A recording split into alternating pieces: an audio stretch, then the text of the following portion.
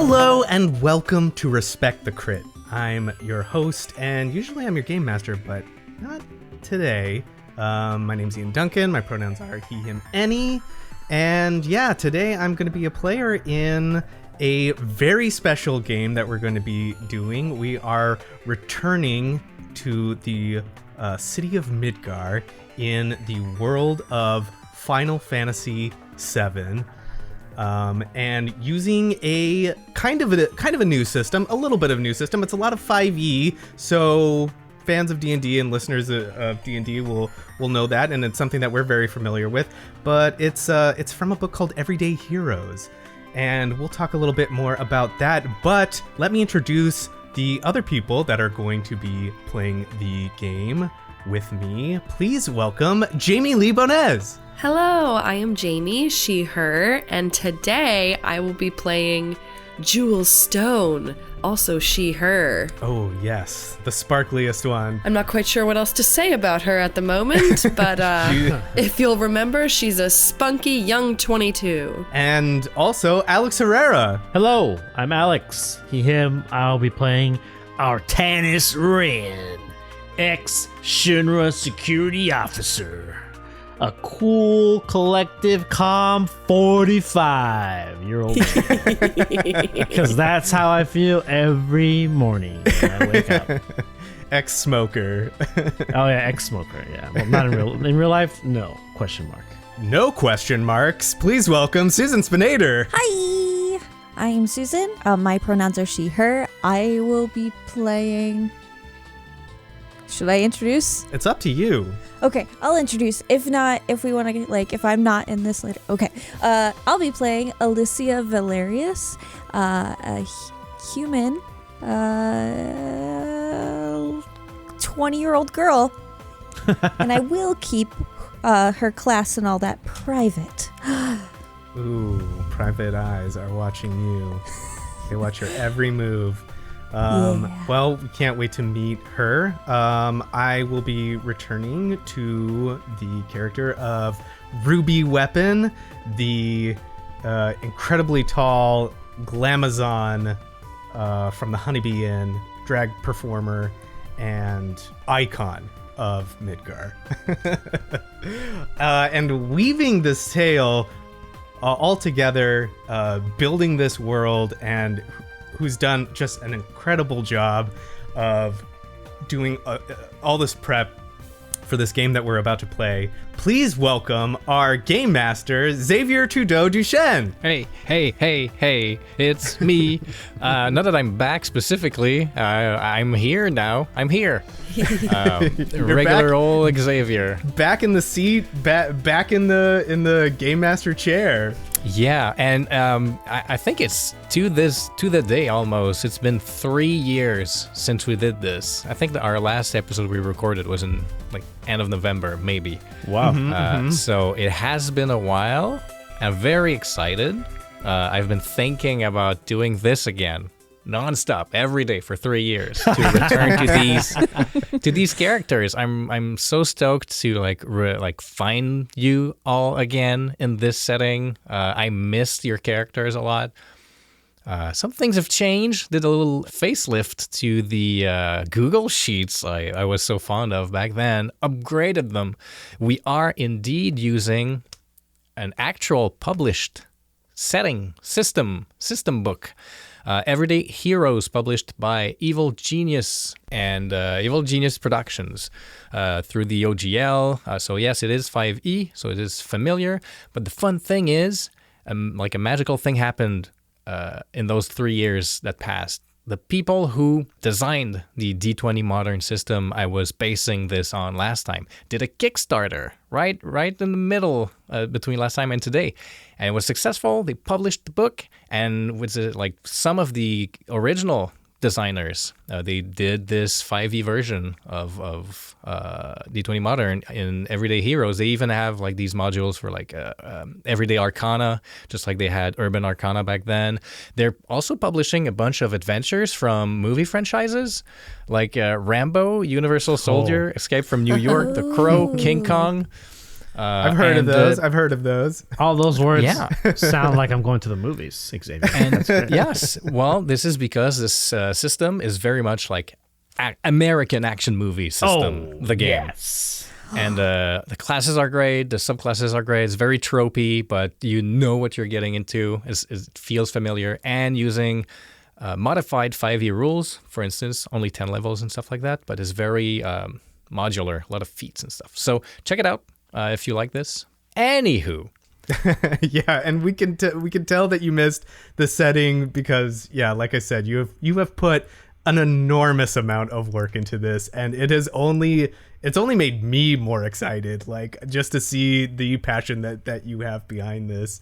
I can't wait to play. But before we do, though, is there anything you want to tell us about Final Fantasy VII, about the Midgar that you're building for us, for the story? Yeah, we should indeed. Last time, I think some people were not as familiar as I am with FF7 going into the episode, and I just assumed everybody knew this game. It was just so ubiquitous, you know? Happy 25th anniversary or whatever. But let's just go through like some of the basics of this setting. Midgar, the city we keep talking about, is where the game starts, the video game starts. It's the biggest city of the world. It's built to operate several large mako reactors to power the city. And kind of like it's a walled city built with like an elevated system of plates covering the ground below, like 800 feet in the air. It creates a big division between the rich and the poor. And the whole thing is run by Shinra, the Shinra Electric Power Corporation, who is the main villain of the game.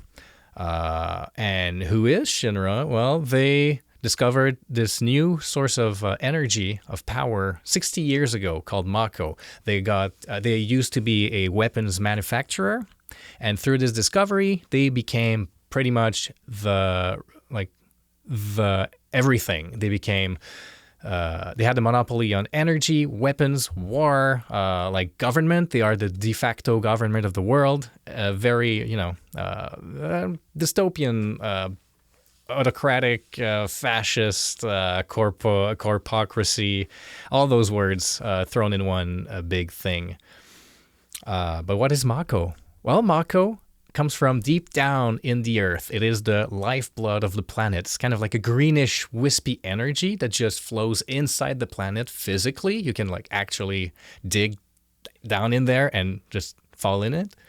It's basically the cycle of life. Everything that's born comes from there, and everything that dies goes back to it, including knowledge and including like memories and stuff. It's a big old cycle. And what is materia? Well, materia is condensed,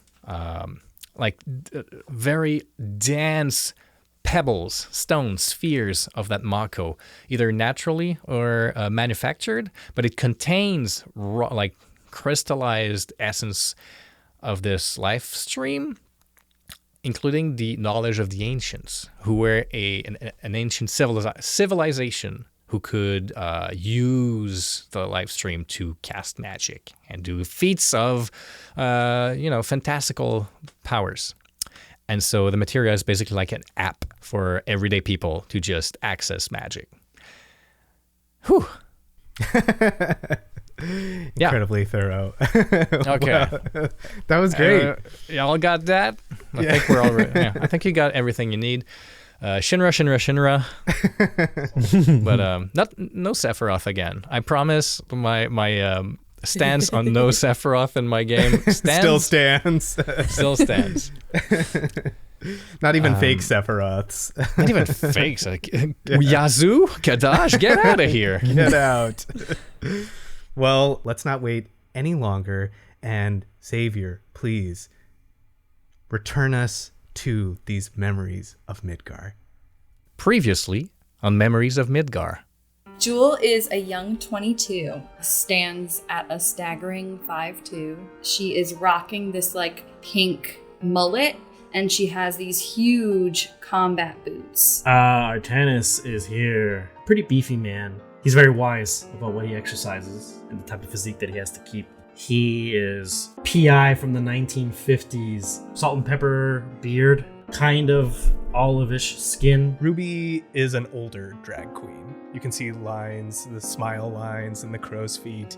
Very tall. She does have like an incredible long bright red hair. And yeah, the shoes that she's got on are like red heels. Do you notice that the woman sitting at that table in the shadowy corner is dressed as a Turk? Elegant woman, very finely dressed. She's wearing a black tuxedo, black suit with a black tie, white shirt. She is doing undercover, dark, shady stuff for Shinra. She's gonna narrow her eyes, and she'll flip the briefcase back over to you. You can clearly see it has the Shinra logo on it. You're gonna help find me what was inside there. Doesn't seem like it should be some random person's problem to finish your work. It was the Stone family who started it. I might as well let the Stone family finish the business. But look to Jewel. Stone. Jewel is going to, as soon as the Stone name comes up, is going to look down at the ground. I don't care why you're here, but don't mess with Tommy. I goofed up so bad. You done goofed, Tommy. You done goofed good. That your boyfriend or something? No, that's my idiot frickin' cousin. The Turk reaches for the briefcase. Find me what was inside there. You have 24 hours. Don't make me wait. Well, Artanis, ever been to Sector 3? I might have agreed to help some youngster out with the family issues they are currently having.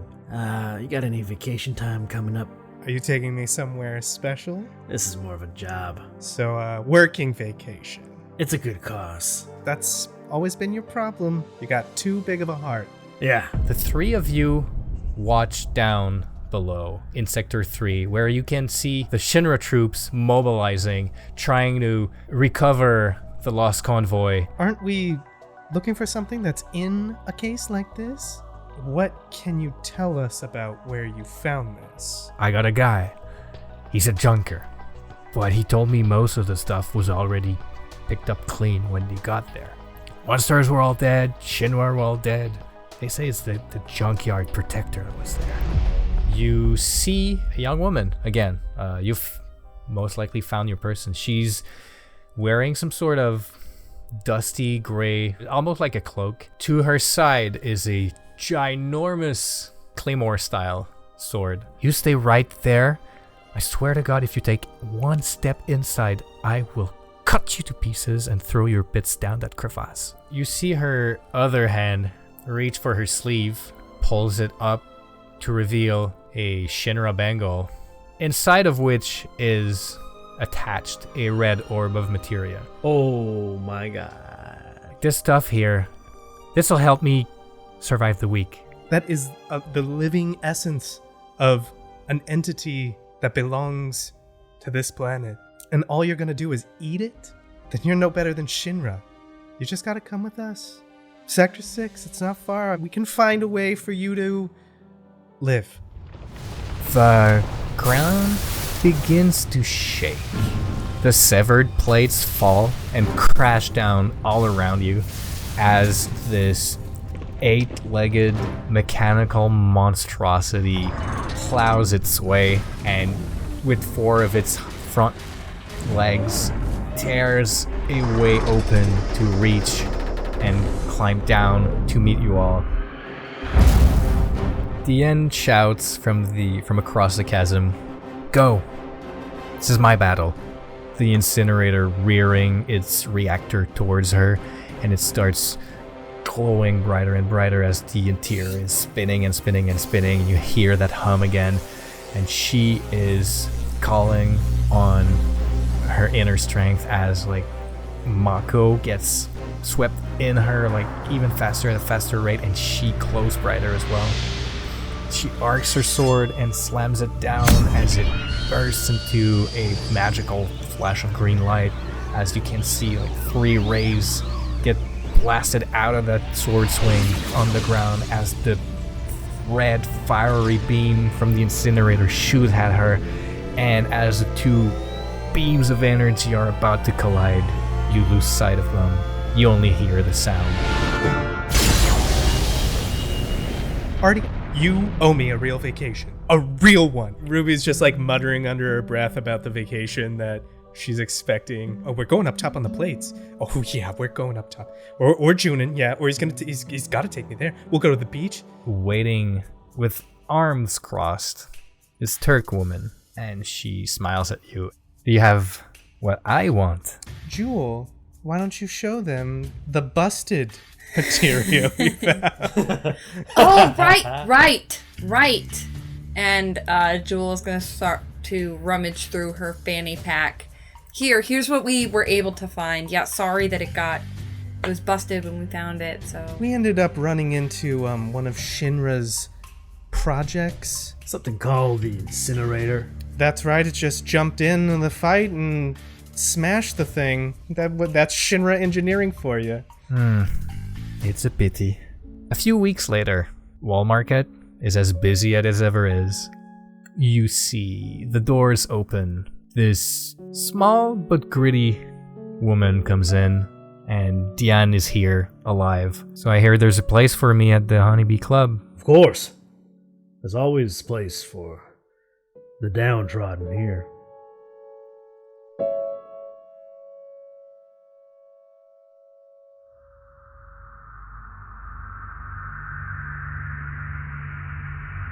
An infinite night sky fills our field of view. The deep, dark abyss of space is peppered with the glowing specks of its brightest stars. Our camera begins to pull back, revealing the frame of a window reflecting the firmament.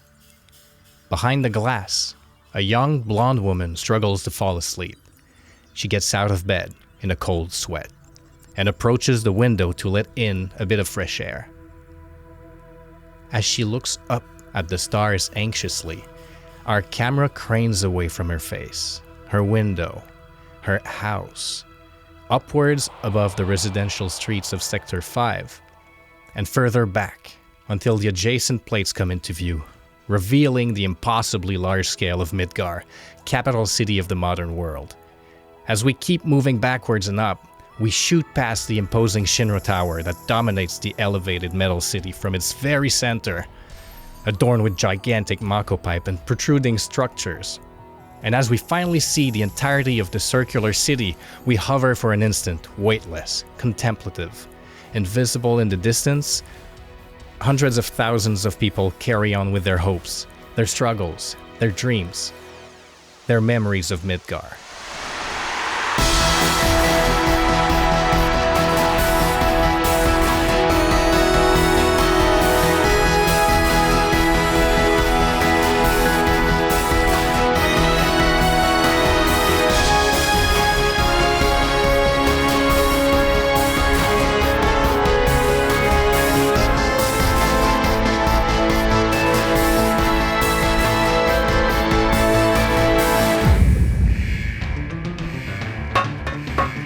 A vision of combat boots running on a metal walkway flashes for an instant. Then we resume our movement, forward, downwards. Momentum carries us around the Shinra Tower as we travel towards the plate on the other side, maneuvering through the plate partition between sectors 3 and 4. Cut to combat boots running, the sound of each step resonating on the suspended metal platform. Between the plates, we peer at the slums below.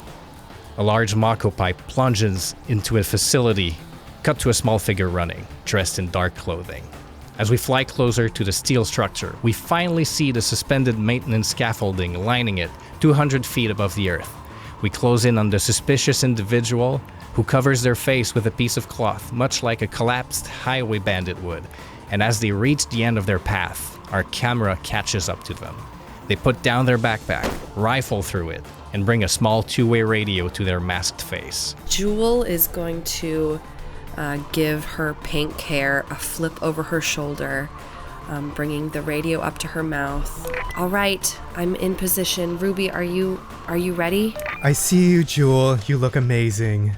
Ruby Weapon is sitting in a Sector 4 bistro, incognito, but dressed as someone who has no idea what incognito means. She's in a beautiful long red gown, long red wig, huge red hat, and big black sunglasses, and speaking into a small radio. She turns her head to see some guards patrolling who are returning to their posts.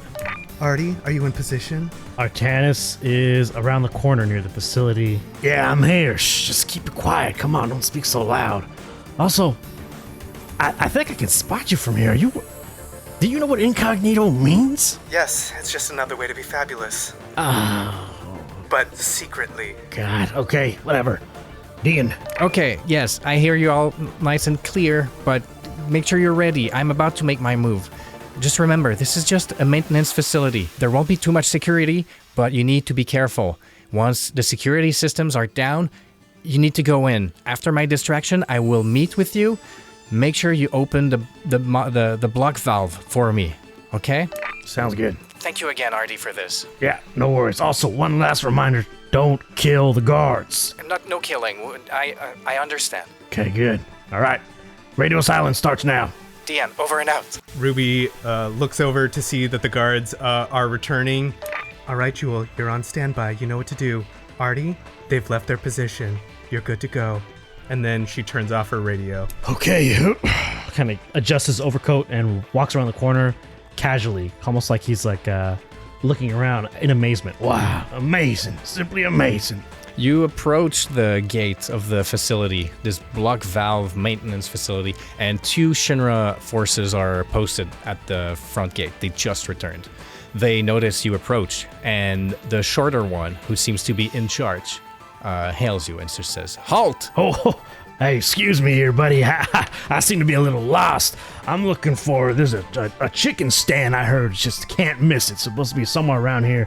You happen to know, here, I got this map, and then he's gonna unravel this immensely large map, almost like it's like comedically large piece of paper.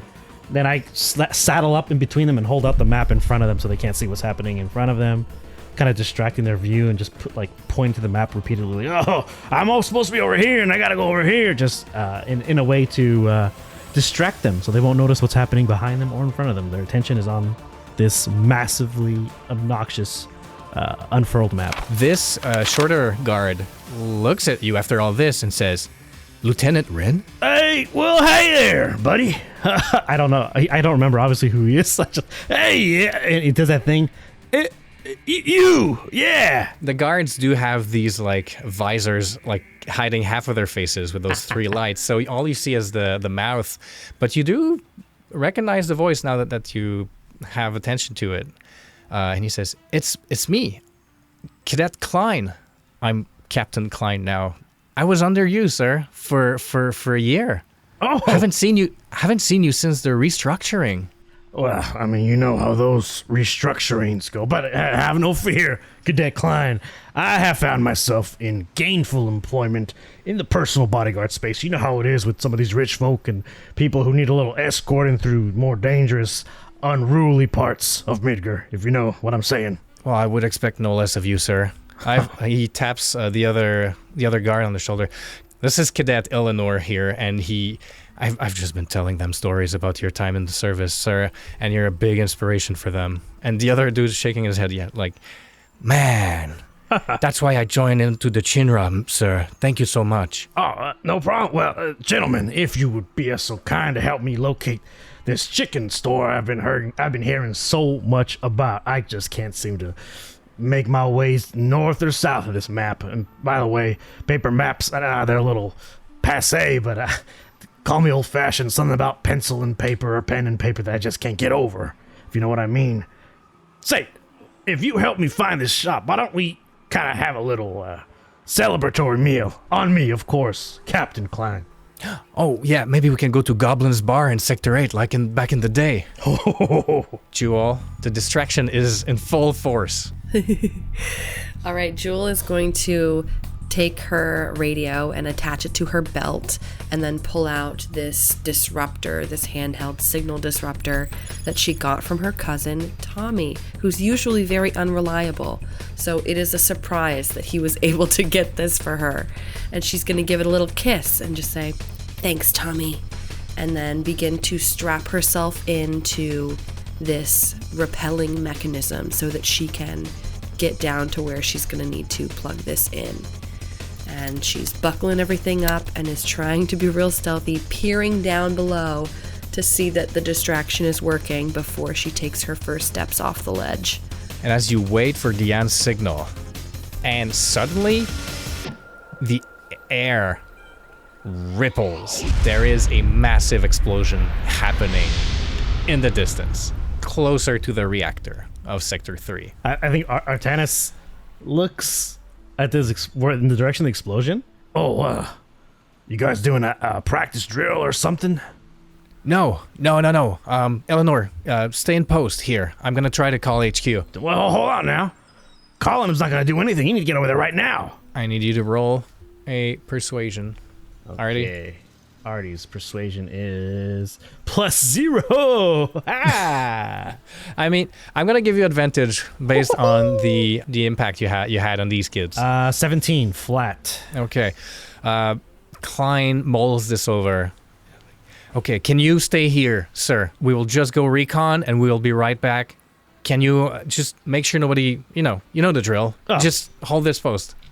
Captain Klein, it'd be an honor. Eleanor, with me. And they take off with their guns in hand, trusting Artie with their paycheck. Artanis is both concerned and also kind of relieved. He's like, I don't know how long I'm gonna keep talking about chicken coop. From your vantage point, Jewel, you see the guards leave their post. And the explosion, you surmise, is probably Diane's signal. That's the signal. Okay. That's the signal blowing up part of a reactor. Is the signal. That's what she does. She's explosive. Yeah. The reactor didn't explode. Like, it happened closer to the reactor. Something exploded. Deanne's idea of Okay. the signal is excessive, I must say. She only knows how to do one thing. Yep. Right? Jewel is going to try to get her bearings because I assume she's probably swinging back and forth after, the sound wave hit the air like that. And then she's going to do her best to plug this in and launch the hacking sequence into the facility's defenses and surveillance systems.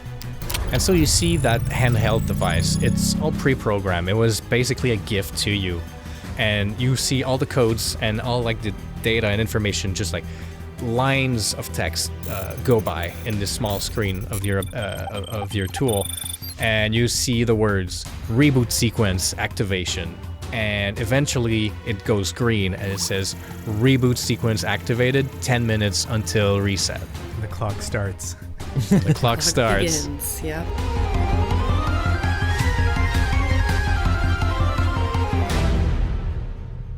I see Artanis. I just sort of like give him a real subtle nod just to confirm that things are going smoothly. Basically, I'm looking to see if we have the all clear, if we're free. Yeah, at the moment, there is commotion towards the area where the explosion occurred. You see some trucks, like military trucks, drive towards the explosion. As far as you're concerned, the way is clear for your operation.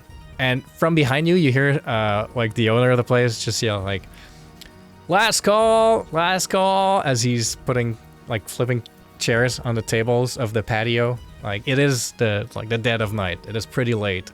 Mm-hmm. And now that there's been a big explosion, he seems like he wants to close shop for the night. I hold up the coffee cup and I'm just like, one more. Artanis sees the guards leaves, saw the ruby head nod, he figures it's time to turn the radio back on. Turns it back on, hoping everyone else has it on. Status update. What are we looking at? Well, Jewel is going to, I think, disconnect from her rappel because I'm in here. And I'm gonna hero fall to the floor, my giant combat boots slamming into the floor, and I'll turn my radio back on in time to hear Artie. I'm in. Where are you? Oh, right behind you, little lady. And he'll clip the radio, and I'll look through like the little, if there's like a booth or like a little guard post nearby, and look for like, I'm not exactly living it up, so I'm looking for any loose change, any like food they may have left there. I'm just gonna like do a one quick swipe, put it in my bag, like, oh, free stuff, before entering the facility. Artie is hurting for some cash these days, so. The gates are locked, though. You have the means to open them. You know how to operate them, but I'm gonna need a security check from you. You got it. Of course, that'd be too easy, right? Come on. I think it's another one of those things where it's like, okay, I know the sequence on the panel. If they change the codes, I have to use a generic like default one, the one that's like a manufacturer code that maybe no one else really pays attention to. So he's looking at a panel nearby. He's like, okay, if I remember, it's like 777. Like he's gonna hit the and hope it works. That's +2, so 17 again. Okay, yeah, that'll do it. The gates open. What you see in front of you is kind of like this big garage metal door shut down, sort of like to allow large trucks to move inside the facility. And again, this place is used to have refined mako travel through huge pipelines that goes through here, and you have the block valve here so that you can shut down the current from either direction to do maintenance on the pipeline, basically, to fix the pipeline. So mechanics and engineers can enter the pipe without, being bathed in mako energy. Radiation, yeah. Yes. You don't want to get geostigmata, do you? No, sir. No. Okay, so I gets him every time. I hope they never change the default password. He runs into the facility, and I guess I look for Jewel as I'm running into the. I guess we're near the release valve is. And I would be heading towards the entrance too. Okay. Yeah, and you see the inside of it. There's no workers. The place was kind of like closed for the night, but you see all these forklifts and crates, barrels and everything, and these enormous pipes just labyrinthing in the ceiling, and these big ones go down on ground level, and they have these big hatches with a like circular window looking into the pipes. And in like metal walkways on the second floor, you see Jewel just smash through like a hatch from the roof. And Jewel, around you are just like rows of auto turrets that are deactivated for the reboot.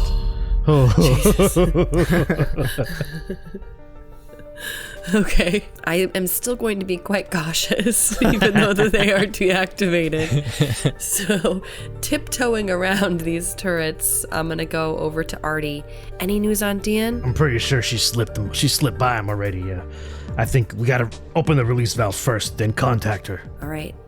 Do you know which one? If I remember correctly, it should be, I'm assuming... Yeah, there's like consoles next to it, and you can imagine these like either like the inside of a foundry or like, so, like these like the place where they shoot apocalypse movies. Where Yeah, just, like, RoboCop, the RoboCop. openings. Yeah, opening scene of exactly. RoboCop where he goes to the place and he gets shot. Yeah. Those places. Yeah. And you arrive to the one and notice that there are two consoles, and you recognize it as one of those that you have to activate at the same time for it to open. You Okay. would. You fucking would, Xavier. All I need to do, all I'm asking, baby, is both roll an initiative check. Initiative. All And all I want is both of you to roll over 10 at the same time. I thought you were going to say both of you to roll the same number. That'll be extreme. Yeah. I'll give you props for that one, you wild man, you. Oh! What'd you get? 13. Okay. Okay, good. What'd you get, RT? 9. Okay. Well, first try didn't work. So maybe a second try was going to work. Bring. Let's just see how many 6 seconds you're going to need. Okay. Time's a ticking. We gotta do this. It's better 10. 22. Excellent. Jesus. You press your buttons at the same time, and you hear a little like a pre-recorded voice saying, "Valve shutdown in progress. 15 seconds until valve closed." And then you just see the little the countdown on the screen, and you hear all these gears and mechanisms and pressure sound going off as the whole thing is basically shutting down.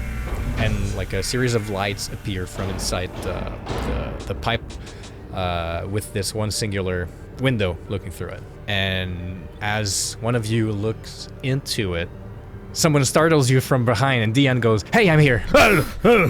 Jeez. Come on, kid.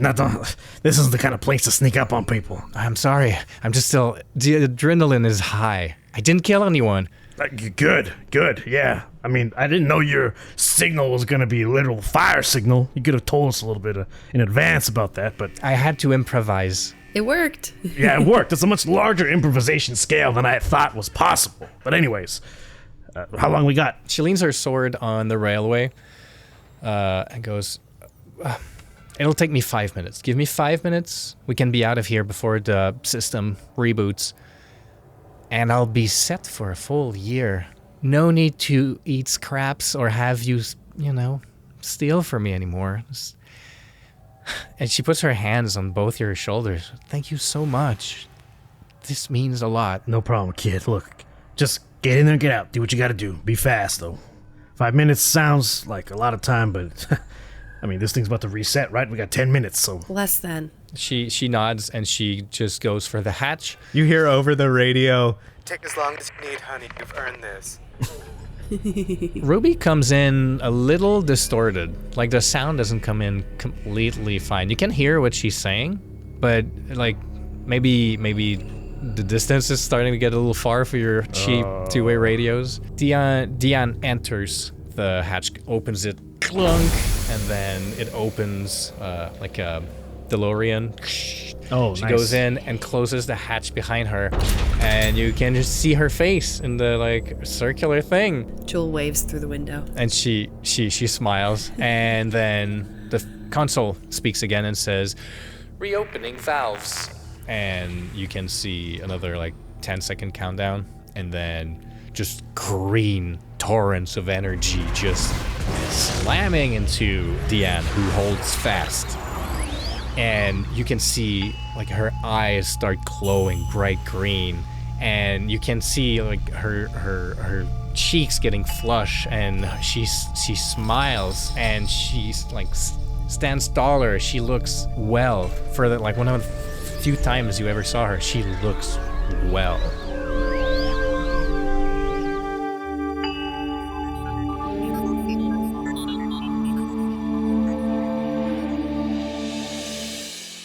Ruby, a couple trucks diverge from the convoy that was going towards the explosion, and they enter the street that leads to the facility your friends are in. I see this. We like rack focus to Ruby from the trucks, and she goes, "We might have incoming. That 5 minutes might need to be more like a quick 3. Artie hears us on the radio. Who's coming? How many? No, Artie doesn't.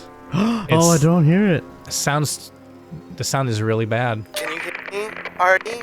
Copy, Jewel? Yeah, so it's just me and Jewel like, we're like, huh? When did she turn into a robot? That can't be good. You see Diane mouth the words like, "What's happening? What's wrong?" She sees something in your faces. I just point to my watch through the window, and I mouth, "Hurry up!" And she shrugs like, "What do you want me to do?" And he's like, "I don't know, make it." And he does like the finger over finger roll, like, speed it up. Like, let's get this show on the road. Like, he doesn't understand. He doesn't know how this works. Yeah. He's like a dad. Like, hey, hurry up in the bathroom. Who does that? Nobody can control that. It just comes out when it comes out. Yeah. Why are you taking a 10-minute shower? Yeah. But Ruby, you get no response. Copy. Does anyone copy? Oh my god. I guess I'm gonna try and do that thing where you like hold up your cell phone to see if you can get a signal like high in the air, even though that does nothing. Just see if I can like get the radio up any higher. No, nothing at all. So those trucks are still coming in. They're not slowing down. Oh, I just walk out in the street then. You need to hustle it though. But yeah, I'll hustle it, but I'm trying to walk in front of the truck so that I'm like blocking them, The old Tiananmen Square, one of my favorite photos. just like hustle, run in heels, do, and then slow walk across the street, like very slow, taking my time. Okay. So you run past the guard post, past the facility, to try to stop these three trucks from getting there. They keep rolling. You see one guard exit through like a roof opening with their rifle pointed at you, saying, "Move!" I'm gonna do one of my tricks on this guy, and it's called "Do you know who I am?" In fact, that's what I say. I say, "Do you know who I am?" And this is a favor that they are compelled to do for me if they can't beat a DC 14 charisma check. And I'm just trying to get them to stop. I'll roll for it, but with advantage. Your power does say they have to be not overly hostile, and he is pretty hostile at the moment. I'll still make him save though. Okay. I have a 14 on one of my d20s.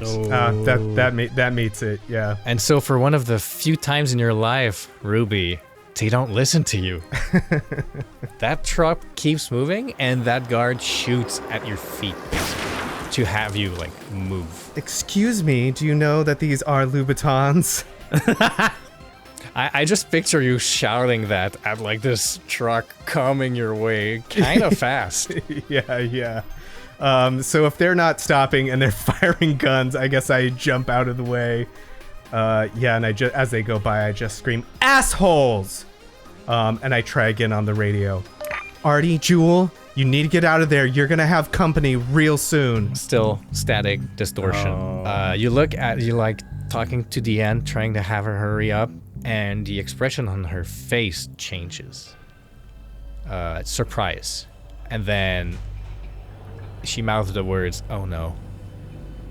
You hear from behind you a voice, Klein's voice, saying, "Step away from the console, sir. Hands in the air, where I can see them." I think Artie will turn around.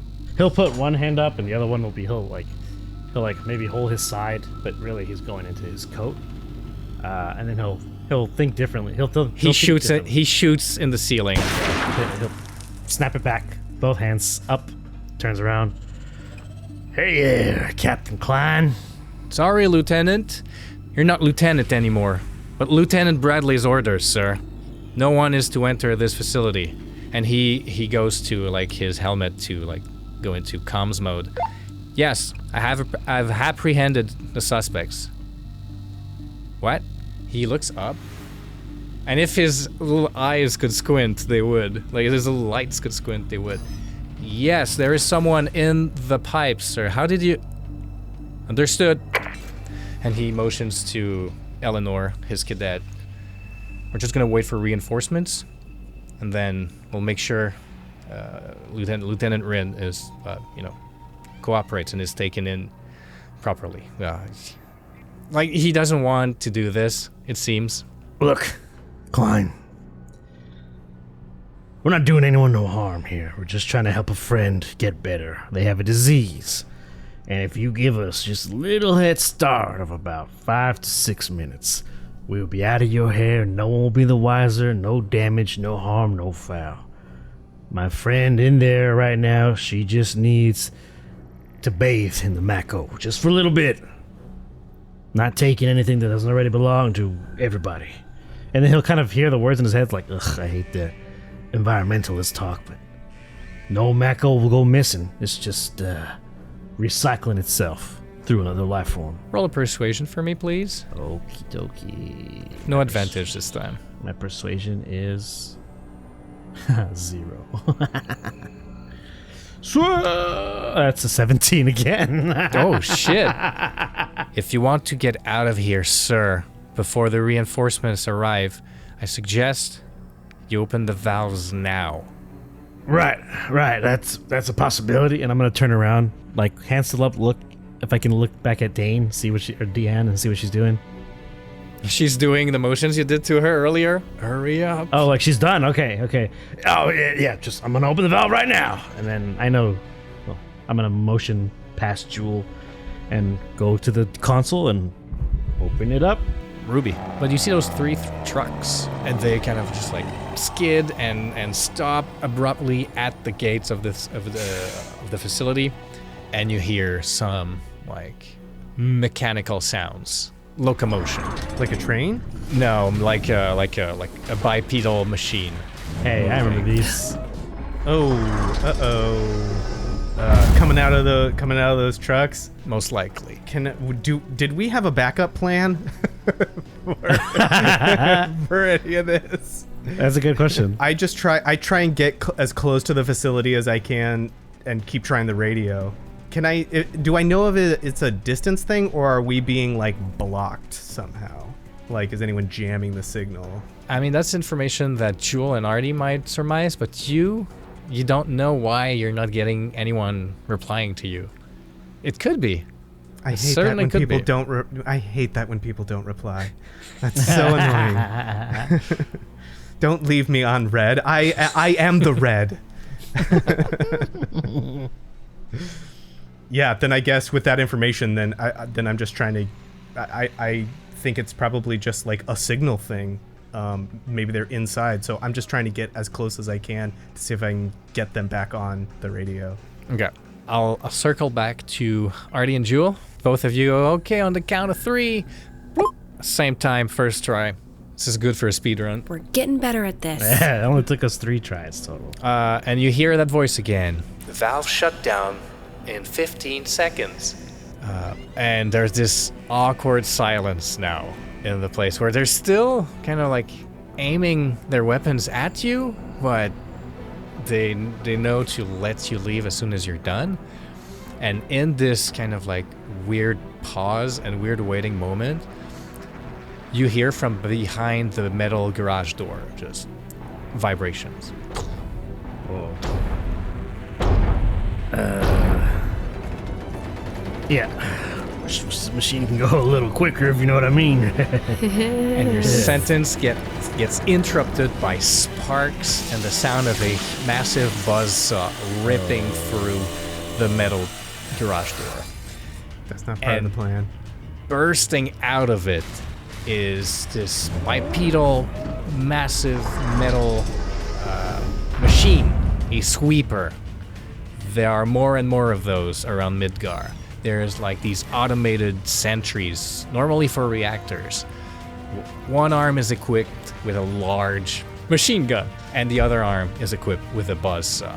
And it's sort of like, it advances by walking, but it also has these tiny wheelies under its feet, so it just slides in, tears through, like banana peels open the metal gate, metal like door, and it kind of just like stays idle in place, kind of just like vibrating through all the mechanisms active. And then Klein goes to communication. Sir, we've apprehended the suspects. There's no need for the sweeper. You can call them off. Sir. And I need everybody roll for initiative as this sweeper unleashes a torrent of bullets.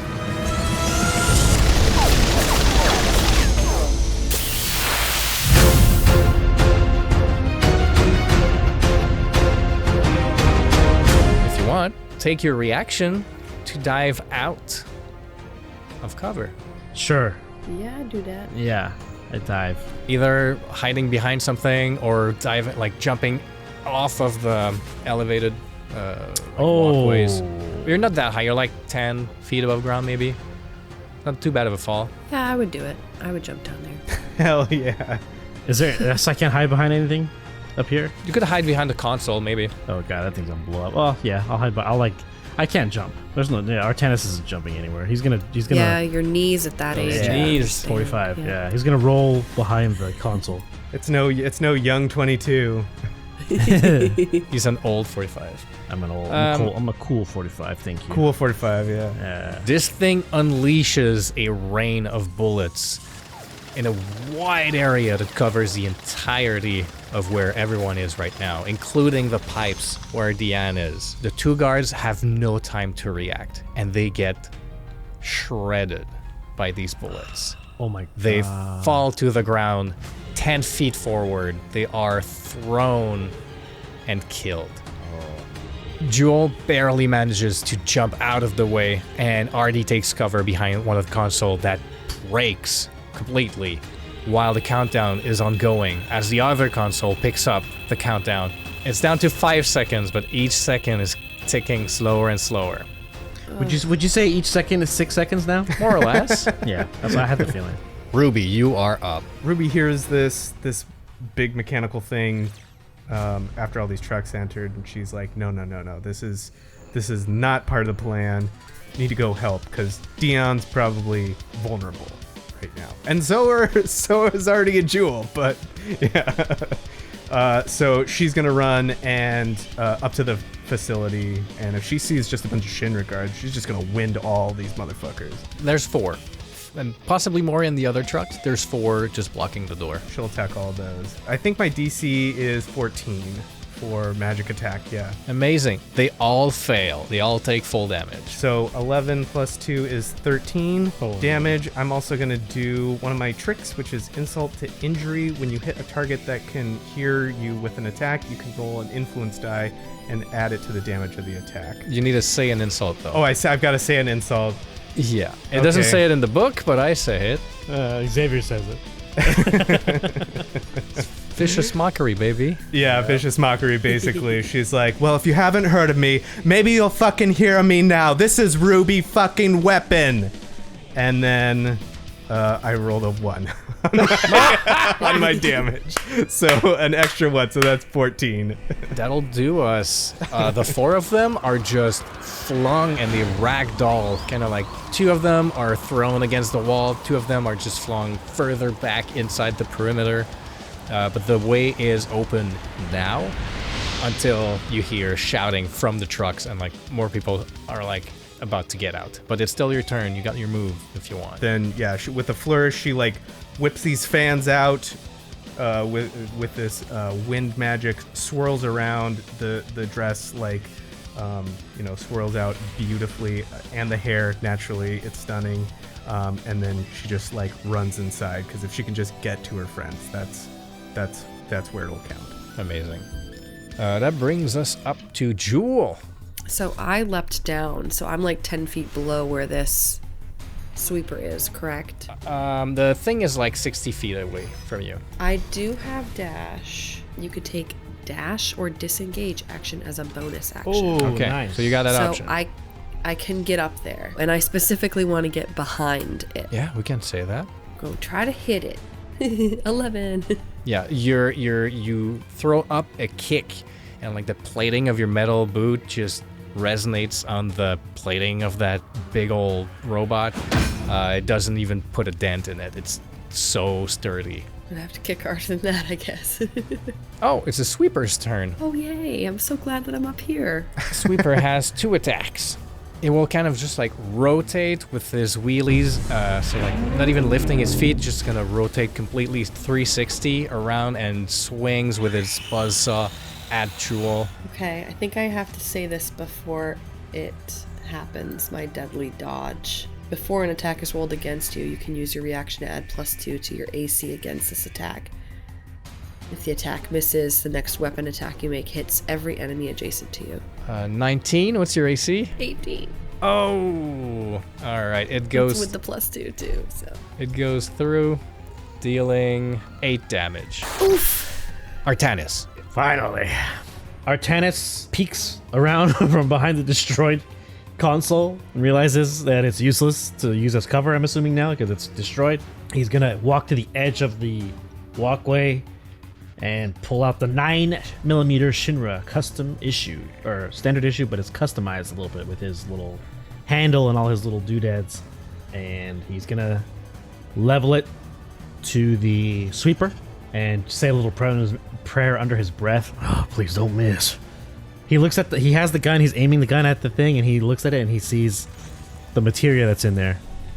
And he's gonna look at lightning, if I can use lightning. Artie thinks about looking at the lightning materia, but something catches Artie's eye. A yellow materia is glowing bright, and you feel through your connection to it, the materia learned something. Your enemy skill materia has learned suppressive fire, Oh, which you can use with MP instead of bullets. yeah. Hello. Yeah. Cool. Thank you for equipping it. Well, thank you for letting me take it, team. Yeah, I hear you're saying, oh, I don't think this will do anything. Nah, I can, but then I might hit Jewel too, because she's over there mixing it up with him. That's true. Oh, that's totally true. Well, I mean, you could just shoot too. Like, that's fine. Yeah. But no, I like the idea that before my turn even goes anywhere, it's like that happens. That's pretty sweet. Yep. That's very cool. So you have that in your toolkit now. Yeah, so he'll feel the change in the materia overcome him, and he's just like, whoa, well, this is a new feeling. and it kind of glows like you mentioned, and he gets this look, like his eye, I think they almost go like that Witcher yellow, cat yellow, and then they go back to normal. He's like, oh, okay, well, keep that one for later. And he'll look at the lightning materia. He's all right, let me see if I can remember how to do this. And he calls his you know how every character in Final Fantasy VII had their like magic use animation? Oh yeah. His magic use animation is holding the gun to his head and then holding the other hand out, and it's like kind of like he's nervous. He's like covering his eyes because he doesn't know how the magic works. The safety of a gun to his face. Yeah, it's like covering his eyes and his face essentially. But Whoa, I rolled a 19. yeah, you saved. But you still do half damage. 13 cut in half is 6 because we round down, I assume. Yes. After you channel the spell, a lightning bolt just forms in the metal ceiling of the facility and connects with the sweeper just running through it. And for a moment, the electricity lingers in it, sort of getting its systems in overdrive for half a second or something. It is weak to lightning. Ooh. So, we're doing... I mean, you're losing 1 point of damage, I guess, through those mathematics, but you're dealing 12 damage. No, you know what? I'll give you full. I'll give you 13. Oh, nice. Thank you. Yeah. What a benevolent GM. Pulls his hand back. Oh, okay, yeah. And he kind of shakes his hand like it burns. He's like, ah. He's not used to casting magic. It's not his thing. But I don't think I move. I think I'll stay there. If anything, for a free action, I'll look at Deiana, see what she's doing. She's sort of just like trying to push on the thing, and looking at her, you see like there's some bullet damage on the pipe. No leaks, but it's in a bad condition. I'm just gonna say, the thing had multi-attack earlier, but I only took the one swing. So after you electrocute it, it's gonna raise its gun towards you and just shoot at you. Okay. So roll an 18. That is pretty sure I don't need to add anything to that. Yeah, it hit me. It hit me good. Swiss cheese. That's my new name. Artisan cheese.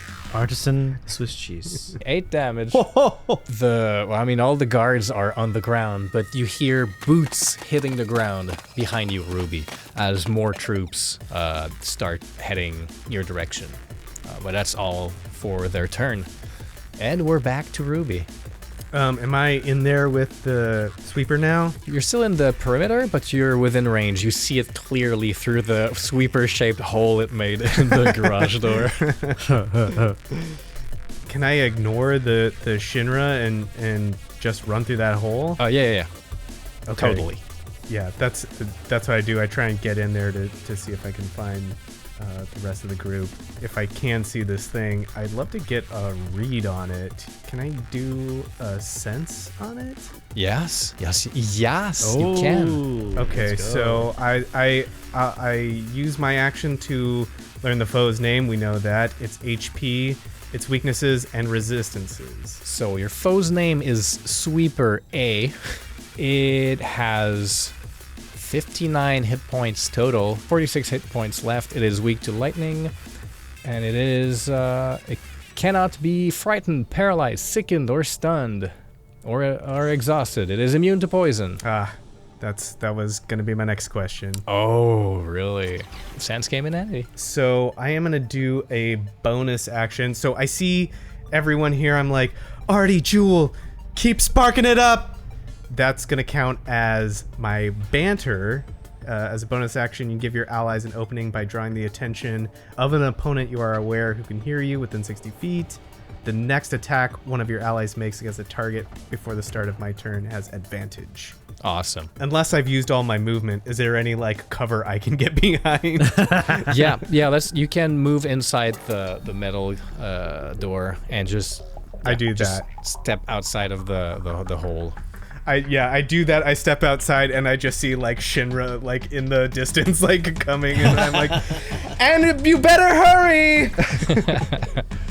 It's Jewel's turn. Jewel is gonna shake off that hit from before where she took some damage, and with all of her resolve, she's gonna take a deep stance and give another hearty kick to this sweeper. And With you have advantage. advantage. Yeah. Well, Jewel, no. my first roll was a 1, but my second one was a 15 plus 6, so 21.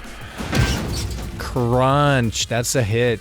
And that's 4 damage. I'm gonna use my lightning strike ability and do it again. I thought like lightning. Nice. Yeah. Oh, no, okay. That's what I thought Or like too. light, It's just fast. lightning strikes twice. Give yourself inspiration for that. For puns. I rolled a 20 for this one. Oh my god. Nat Like 20? total? That nat? No, Okay. no. That's a hit. Total. 5 damage. Well, when you add all these up, this is good damage. Yep. You know, every little bit counts, right? And Jewel is just going to have a look of satisfaction on her face. Like, yeah, that's how I do it. I'm getting my groove back. You can hear in the back. 1 second until hatch reopening. As the sweeper takes its buzzsaw high above your head and just slices down the air towards you. 12, it's not gonna make it. Followed by a second buzzsaw attack on you. Oh no.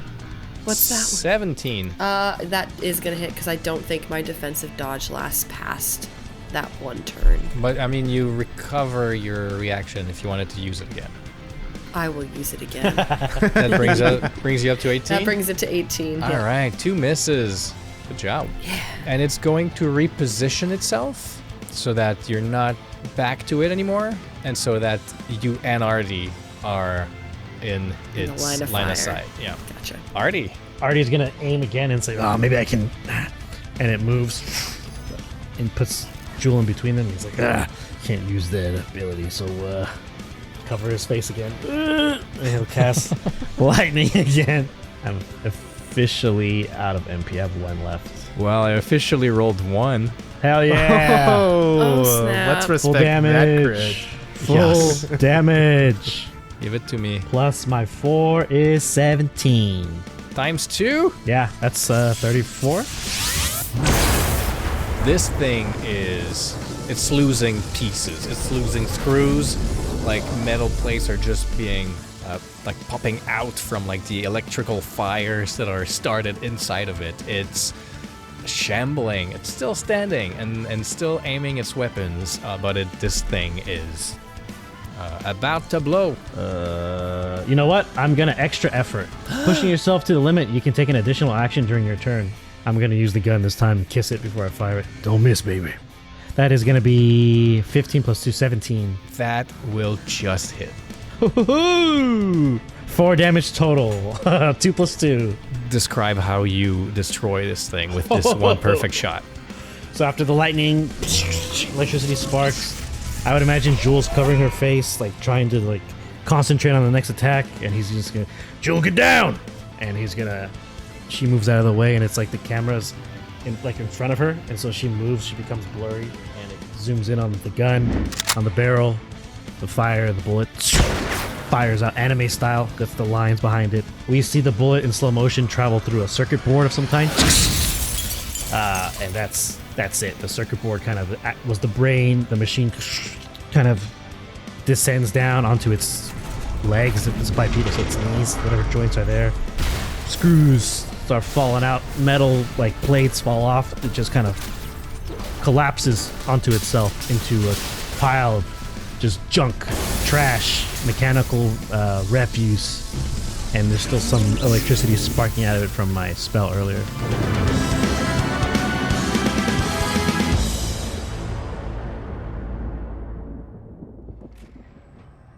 Wow, they made these things super brittle. Well, I mean, after 2 lightning bolts, I'm pretty sure it's like, well, yeah, it's right. You've done some good damage to it. And the Shinra, like, as a thing falls, you hear the troops coming closer. And they say, circle them, don't let anyone escape. Yes, sir. And you hear, like, all the, like, weapons at the ready, just like the click of some parts of a weapon. I don't know weapons, like, everyone's getting ready to shoot. Or you see, like, laser sights, like laser lines and dots coming inside from the opening in the door. We need to find another exit. And you're sentence is interrupted by the remnants of the sweeper exploding. Oh, I need Jewel and Ruby to use their reaction to get out of the blast area or take cover. But Jewel, I think you just use your reaction. yeah, she did. You're gonna take some damage. That one spark going off that like makes your lizard brain go like, this is gonna blow. Duck out of the way. Jewel didn't see it. It explodes. You take 14 explosion damage, which is a type of damage in the system. Explosion damage. Oof, baby. And because of your positioning, you're flung backwards towards the pipe, like towards Artie. A sound goes off as Jewel's limit break bar reaches full. What great timing. Yeah, right after the fight. And after the explosion, or as the explosion occurs, you hear a bunch of guard voices going like, "Oh!" as they are also pushed backwards in the explosion, leaving sort of like a wall of fire blocking the entrance. And then you hear, Shutdown process complete. and then the hatch opens up with very faint wisps of what was left of Mako just dissipating in the air. And Diane, with her like bright green pupils that you can see from across the room, comes out, picks up her sword, and goes, "We need to get the hell out of here." And she conjures Mako energy from her own body, and you can like see her skin glow green almost, like that energy coming from literally her insides. She goes towards the back wall, arcs her sword, and unleashes a wave of energy with it, and it just ripples and destroys part of that wall, giving you an opening to exit. Yeah, Artie will, if I can, he'll like leap down from the top, even though I said he has bad knees. He leaps down from the catwalk down, lands and picks up Jewel if he can. You're like, come on, get up. Yeah, she'll peel herself off the floor. Not doing very well. Hey, your eyes look a little strange right now. They're glowing rainbow. Is that something? And I think she's got like a tinging in her ear because she was pretty close to the explosion. So she's just gonna say, "Huh? What?" Never mind. Don't worry about it. And I look back. Ruby. Yeah? And I just motion. Come on. She's going. Did we win? Yeah, I'll wait till Ruby catches up, and then I assume I'm helping Jewel to her feet. That thing where like one person's like their leg is kind of messed up until she. I get under up. the other arm. We'll like do it, double do Yeah. it. And then when I feel that she's like got her bearings back, I'll let her go so she can move. She's much faster. I feel like even injured, I would feel like Jewel is faster than me, not injured. Probably. Yeah. What is Jewel doing hanging out with these old boomers? Deanne kind of calls to all of you like, hurry, way's clear, come on. And she keeps opening pathways for you, like tear down a 10-foot high fence and just like leading you until you find a sewer entrance that's kind of like hidden away. That was your one and only escape plan. And you made your way here now and exit the scene with a bittersweet victory in tow. And Artie, as you leave, you give one last look at the bodies of Captain Klein and Cadet Eleanor. Yeah. He whispers under his breath, "Sorry, boys." And he kind of just for a second stares at him and then turns around.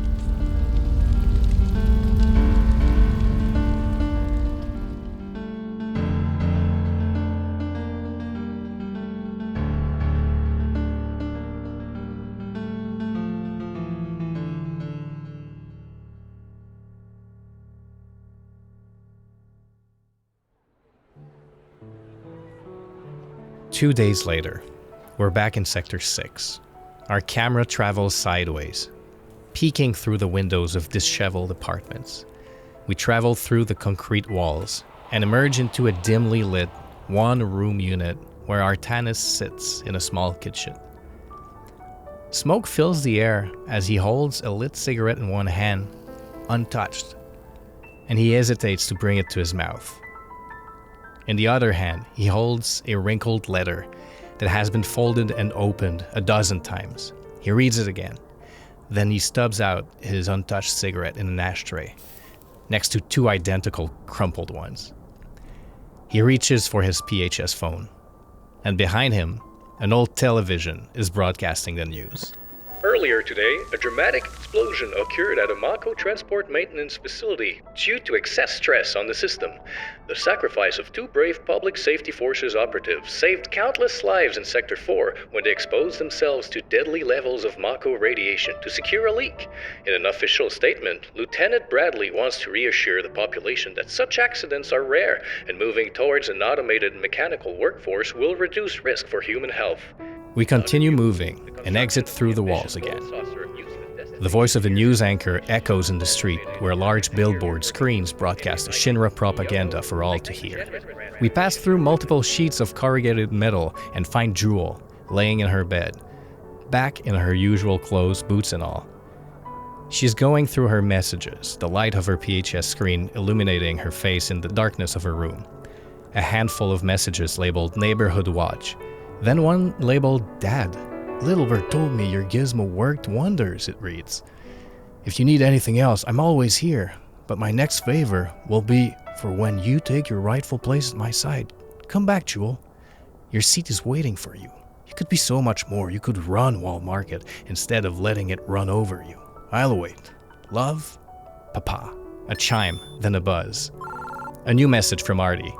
Meet at Ruby's in 15.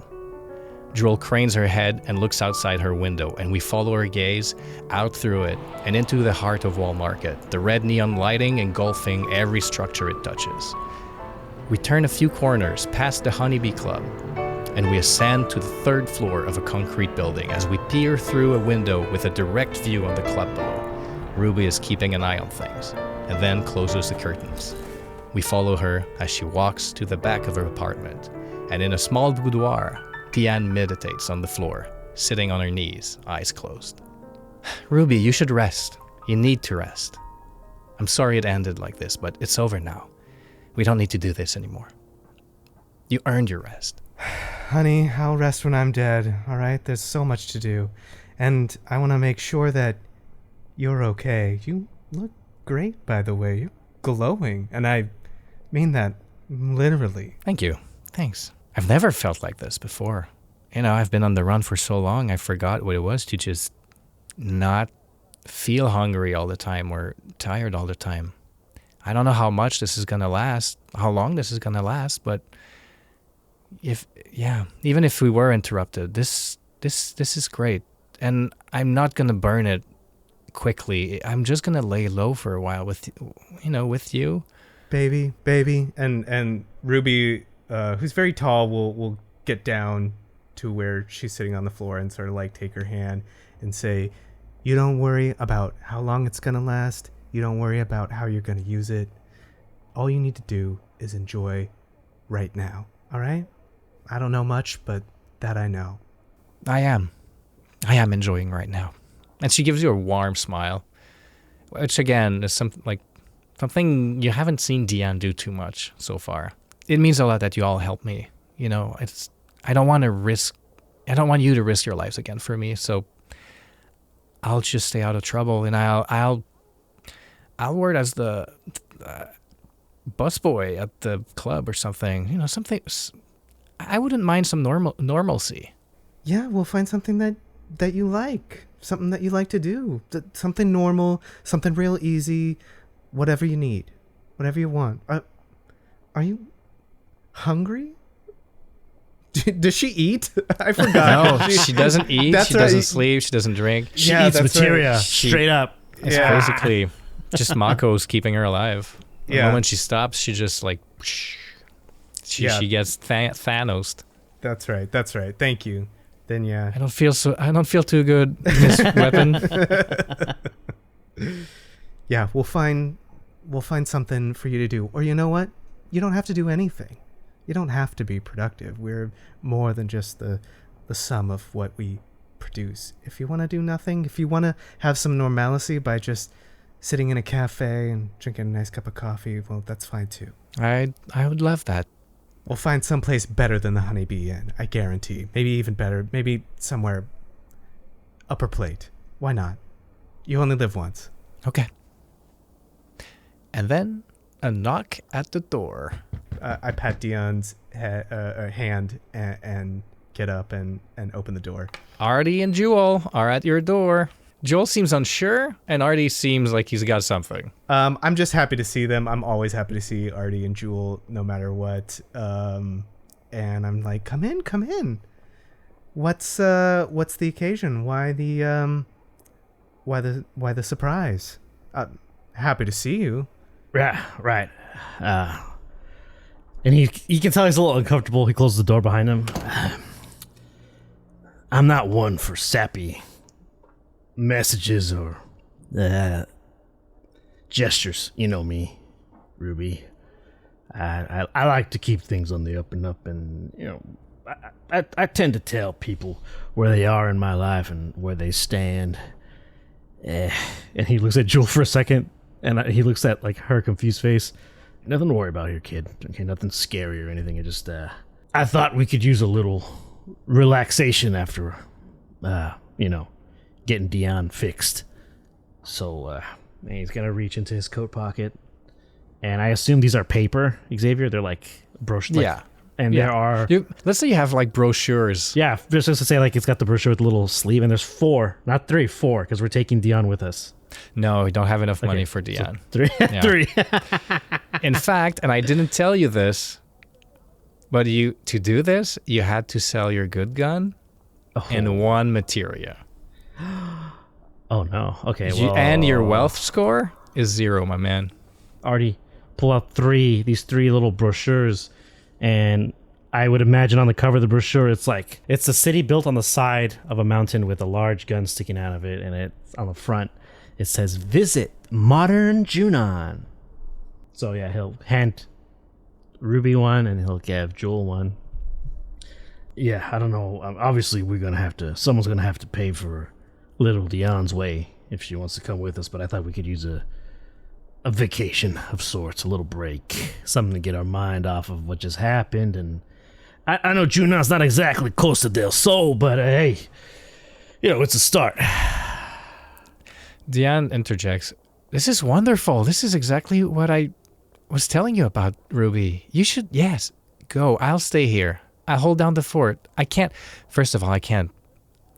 Going to the upper plate is already risky for me, but leaving Midgar, I don't have the kind of ID that's going to allow me to leave here. But I'll make sure things run smoothly at the club." Are you sure? You're okay? Just being by yourself and being, normal? I'd like to try it. All right. Well, if that's what you want, then you're good here. You know how everything works. The faucet's a little rusty, and the garbage doesn't ever get taken away, but you can make it work. Sounds like my apartment. Ruby, I look 18, but I'm 60 like you. She looks at the others and she says, "Like me, I don't know anything about that.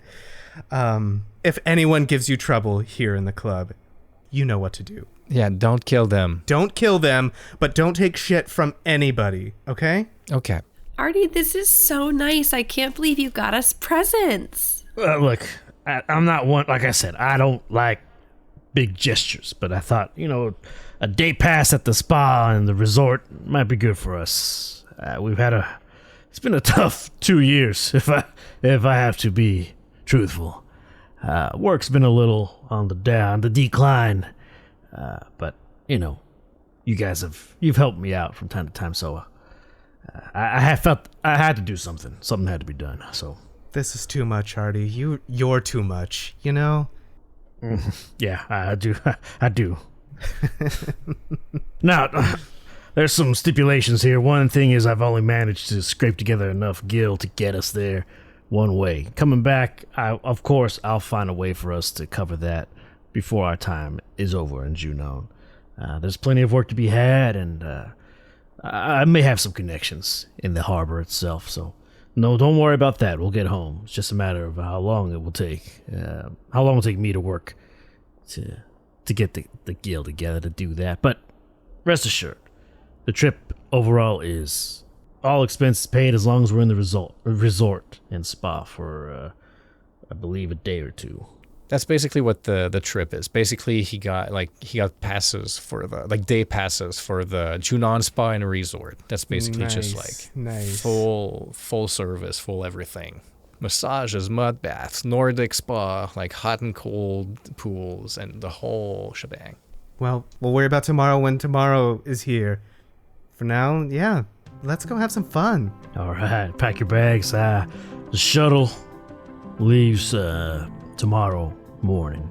Not early, not too early. I know you need your beauty rest. Sorry, what? I remember from my notes, it's like it's a red-eye flight, so it's going to be tonight. So we're leaving tonight. Very late tonight. Yeah, so I've got to pack.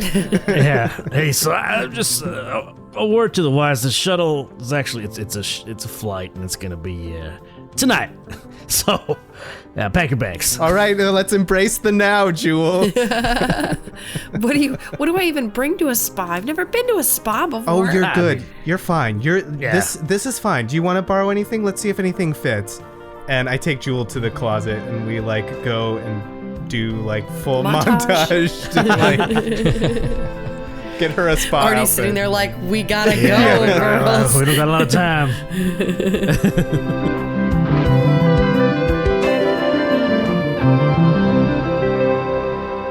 And the camera exits again, leaving through the walls into Wall Market and ascending between the plates of sectors 6 and 5. And we close in on a luxurious building, residential building of Sector 5, where the same blonde woman we saw earlier at the top of the episode is preparing luggage, suitcases, stuffing them in a rich, expensive sports car. She looks tired, and she looks like she needs a vacation. So she's stuffing these bags haphazardly in the car. She's exhausted. She has bags under her eyes, even for how young she is. But she's doing this just haphazardly and very with disregard for any of her belongings, and she lets out sighs as she's doing it the entire time and has to take moments of rest, almost like she's lightheaded. With one last sigh, she looks back up at the city of Midgar and looks around at the Sector 5. Once had a village name that is now unknown to all living there, and then gets in the seat and holds her head for a second as she gets into the seat behind the wheel, as there's a pain that shoots through her head, and then she slams the door closed and starts heading towards the station. On the passenger seat, little brochures for the Junon Spa and Resort.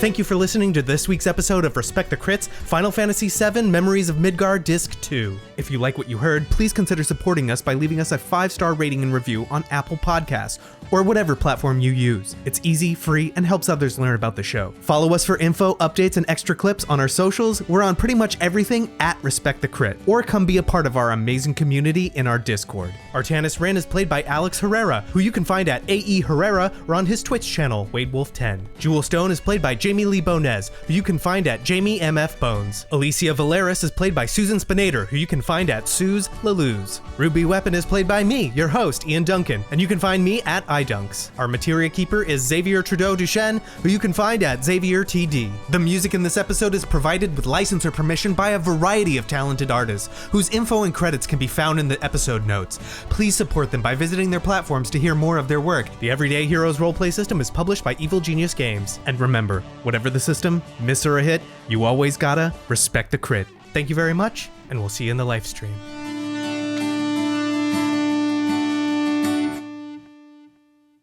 I'd like to add that your French is slipping through the text because not only did you call this page 1 in French, which we had to look up, but you also say, remind not to kill les gardes for my note here. Oh, man, I see it. I saw that too. I thought it was intentional. As a This is the most forward-thinking American, I'll allow it because I love. Oh my god! Great. I normally Great, don't. thanks. That's super rare. I normally don't leak French like this. I do like bad typos. I like my French leaking is like S's so funny. put at the wrong place. I'm just playing. This is good. I love it because I was I like, like that one. I was like, Kill this, les like, gardes. this definitely happened without Xavier's consent, is what I was thinking. When Oh, I yeah. saw that. I was like, he did not mean to do this. Oh yeah. So I love it. Keep it going. I love this.